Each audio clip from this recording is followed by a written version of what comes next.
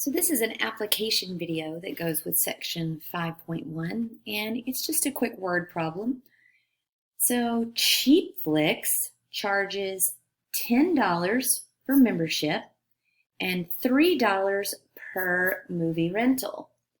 Movie Club charges $15 for membership and $2 per movie rental.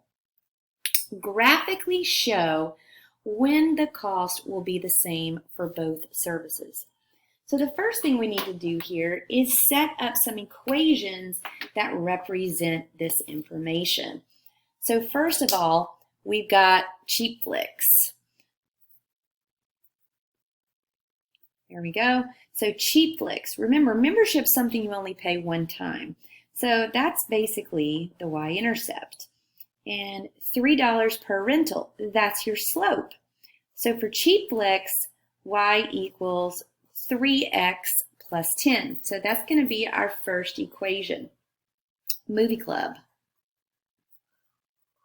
All right, Movie Club charges $15 for their membership. Remember, whatever you pay once, that's basically your y-intercept. And then $2 per rental. So y equals 2x plus 15. So this is our system of equations. Now, we can take just a minute and compare these in a table and see what happens. We've done that before. So let's put these in a table. But remember, this time, we're not just looking at one thing here. We're looking at two equations. So let's see. This first column will be our inputs. And remember, our inputs here are going to be the number of rentals. So think about a suitable domain. And remember, the domain is our all possible input values. So our domain here will be discrete. This will be a discrete domain because we can list it. 0, 1, 2, 3, 4. There we go. So remember, nobody's going to get a half a movie or 2.75 movies. The domain is discrete here. The range is also discrete. And remember, the range is the output. And of course, the domain is independent. What is the independent variable here? The number of rentals that you might purchase. And the range is dependent upon that. So Cheapflix, Movie Club. So if we get, well, first of all, if you get 0, why do you even want a membership?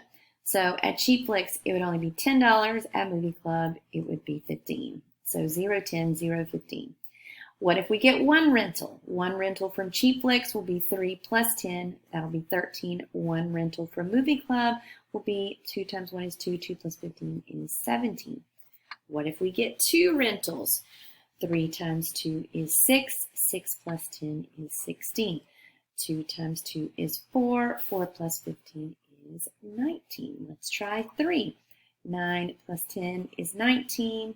And then 2 times 3 is 6. 6 plus 15 is 21.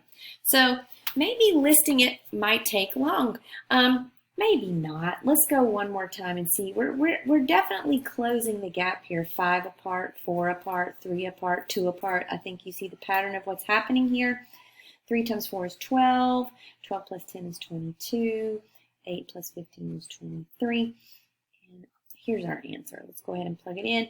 5 times 3 is 15. That's 25. And that's 25.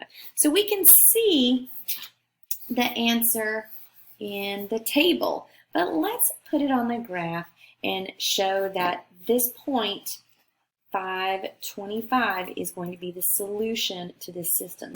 So first of all, these are our two equations. So let's get them on the graph. I've got a piece of graph paper set up for us here, and let me write the system of equations right up in the, well, maybe down here. Y equals 3x plus 10. Y equals 2x plus 15.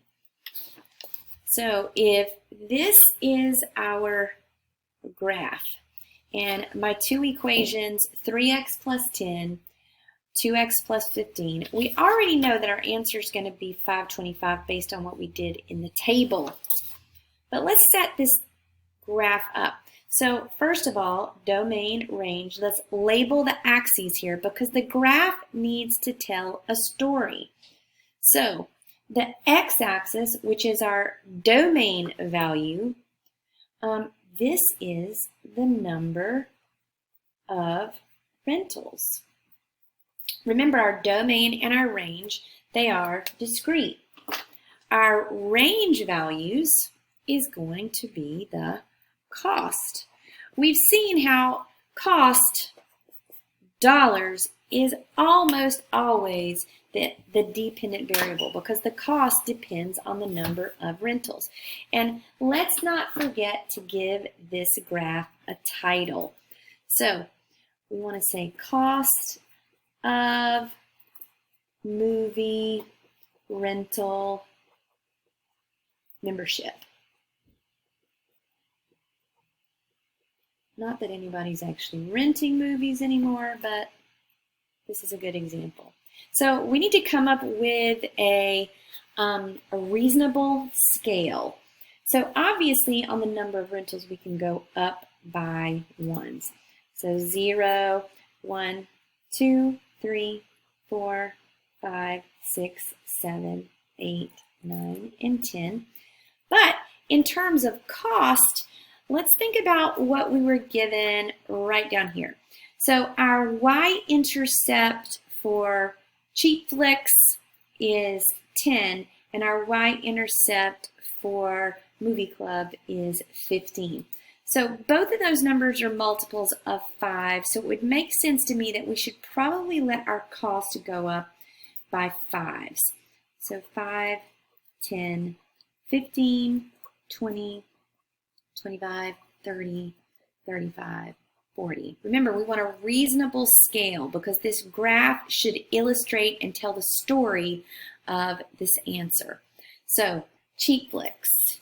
Cheap Flix, let's do Cheap Flix in blue. So, Cheap Flix is 3x plus 10. So, remember we made a table of values right back over here. So, Cheap Flix, over 0, up 10. Over 1, up 13. Over 1, up 13. And then over 2, up 16. Over 3, up 19.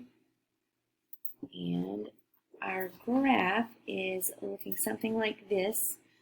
And I am estimating some of these points, so I'm a little bit off using my ruler here. So that is Cheap Flix. And then let's do Movie Club. Movie Club, we'll do an orange. Movie Club has a y-intercept at 15, so it starts out more expensive, but since the per rental fee is only 2, it's not going to be as steep as this. So our points here, 0, 15, 1, 17, over 1, up 17, over 2, up 19, over 3, up 21, and we see where these two lines start to converge once again. My points to be a little bit more precise. So what we're seeing here, or what we should see based on our table, is that our lines, if they were drawn as precisely as possible, would be converging about right there. So the graph is an illustration, but what we just saw here, the table is a more precise way in order to find the solution to our system. So this graph, remember, is an illustration showing us the solution to the system. We're looking for where do the lines converge on top of each other and intersect. Right there is where it should at 525.